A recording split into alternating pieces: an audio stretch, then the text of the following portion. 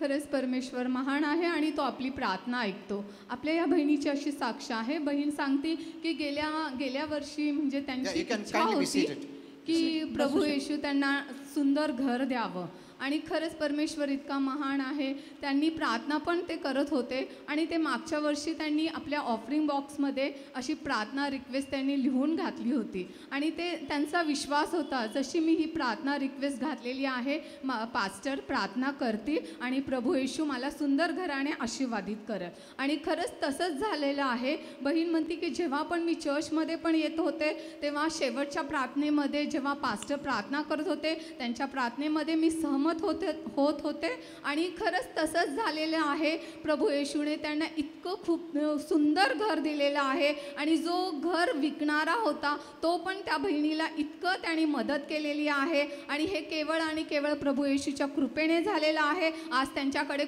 सुंदर घर आहे. त्यासाठी बहीण सगळा गौरव प्रभू येशूला देतात. Praise the Lord. Good.